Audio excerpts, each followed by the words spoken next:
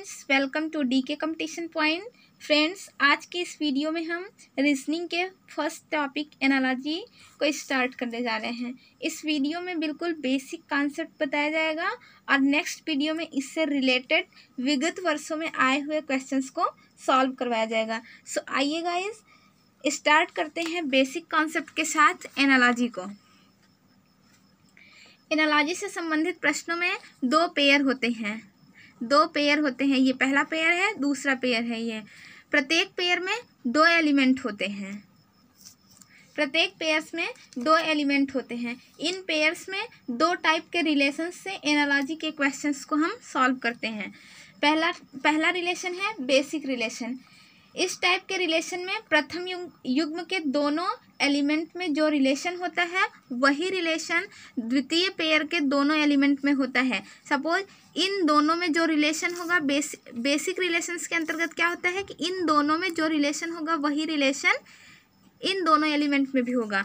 और developed relation में क्या होता है कि जब इन दोनों में कोई रिलेशन नहीं मिलता है तो हम पहले पेयर के पहले एलिमेंट का दूसरे पेयर के पहले एलिमेंट से हम कंपेयर करते हैं इससे, और पहले पेयर के दूसरे एलिमेंट का दूसरे पेयर के दूसरे एलिमेंट से कंपेयर करते हैं, और जो आंसर आता है उसे हम नोट कर लेते हैं।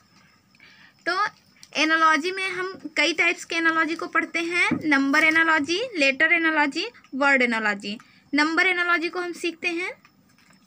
इसमें नंबर एनालॉजी को सॉल्व करने के लिए गाइस कम से कम 20 तक का स्क्वायर और 10 तक का क्यूब हमें लर्न होना चाहिए। सो आई होप कि आपको 20 तक का स्क्वायर और 10 तक का क्यूब आपको याद होगा।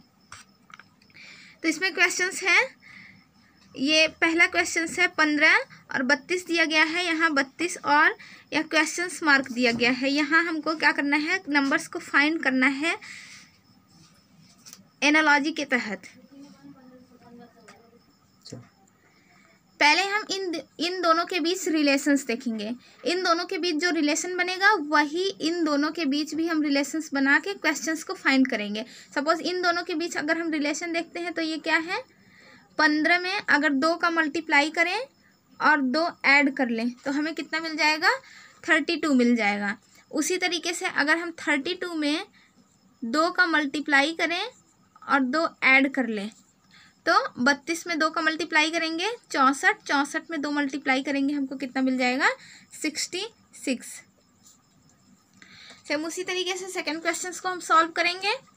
तो इसमें दिया है 17, 24, 153 और नेक्स्ट नंबर को हमें फाइंड करना है। तो इन दोनों में रिलेशंस देखेंगे, अगर इन दोनों में कोई रिलेशन नहीं बन रहा है तो हम इनके और इनके में रिलेशंस देखेंगे।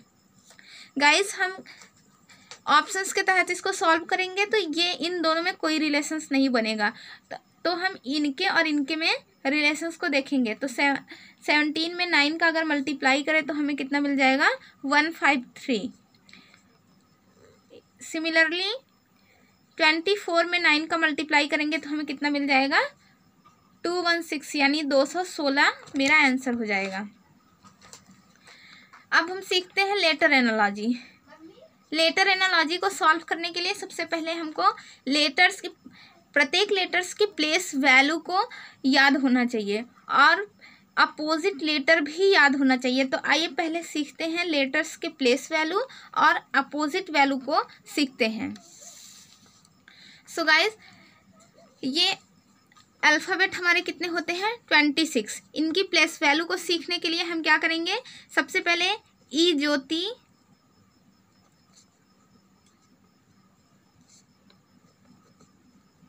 ज्योति फार्मूला को अपनाएंगे। ई की प्लेस वैल्यू यहाँ क्या है, 5, जे का 10, ओ का 15, टी का 20 और वाई का क्या हो जाएगा, 25 हो जाएगा। जेड का हम जानते हैं 26 होता है, और ए का 1, बी का 2, सी का 3, डी का 4 हम एज इट इज़ लिख लेंगे। ई ज्योति से हम ई की प्लेस वैल्यू क्या फाइंड कर लिए हैं, 5। गाइस, अगर हम एफ को देखें ध्यान से तो इसको अगर इस तरीके से बना दे तो ये 6 जैसा दिख रहा है, तो एफ की प्लेस वैल्यू क्या हो जाएगी 6। जी की प्लेस वैल्यू अगर हम जी को इस तरीके से बढ़ा दें ऐसे, तो जी में क्या बन जाएगा 7, यानी जी की प्लेस वैल्यू क्या हो जाएगी 7। एच को देखेंगे तो एच को अगर इस तरीके से कर लें तो हमको एच 8 जैसा दिखेगा, तो एच की प्लेस वैल्यू कितनी हो जाएगी 8 ना। आई में अगर हम इस तरीके से ऐसा कर दें तो यहाँ हमको आई 9 जैसा दिखने लगेगा। जे की प्लेस वैल्यू हम पहले देख चुके हैं 10 हो जाएगा, और के में ये 1 टाइप्स का कुछ सिंबल्स दिया गया है, इसका प्लेस वैल्यू 11 हो जाएगा। एल का 12 हो जाएगा, और एम ये 3 जैसा दिख रहा है, यहाँ 13 हो जाएगा। एन का 14 हो जाएगा। ओ का 15 हम देख चुके हैं। पी का 16, ये पी उल्टा 6 जैसा दिख रहा है, उल्टा ये पी जो है उल्टा 6 जैसा दिख रहा है, तो पी की प्लेस वैल्यू हम क्या मान लेंगे 16। क्यू को अगर हम इस तरीके से कर दें तो ये 7 जैसा है, यानी क्यू की प्लेस वैल्यू 17 ले लेंगे। आर की प्लेस वैल्यू 18, आर को अगर हम इस तरीके से कर दें तो ये 8 जैसा दिखेगा, तो इसको हम 18 मान लेते हैं। यहाँ इस तरीके से कर दें तो एस क्या हो जाएगा 19। टी की हम पहले देख चुके हैं, टी की कितनी है 20।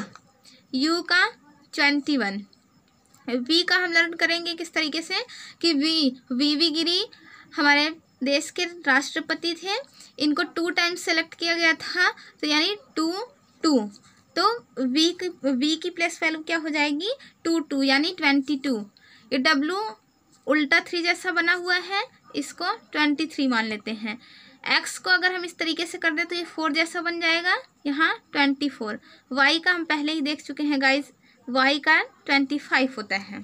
तो इस तरीके से हम सभी अल्फ़ाबेट्स का प्लेस वैल्यू लर्न कर लेंगे। अब आइए अल्फ़ाबेट की अपोजिट अल्फ़ाबेट को देखते हैं।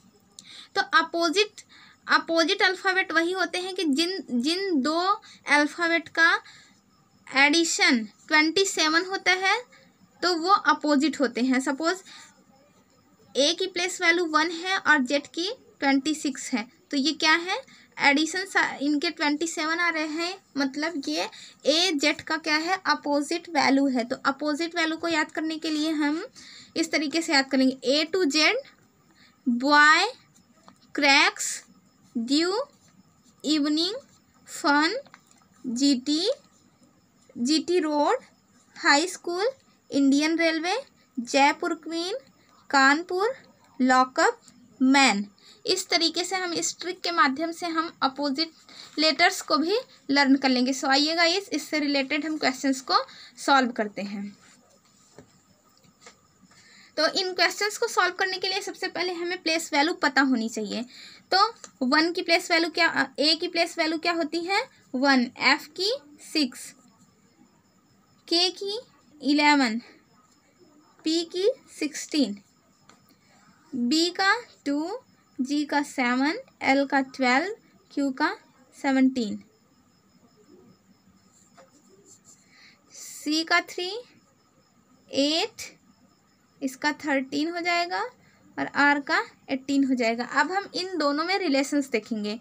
इन दोनों में गाइस अगर हम ध्यान से रिलेशंस देखें तो ये क्या है +1 +1 का रिलेशन हमें मिल रहा है।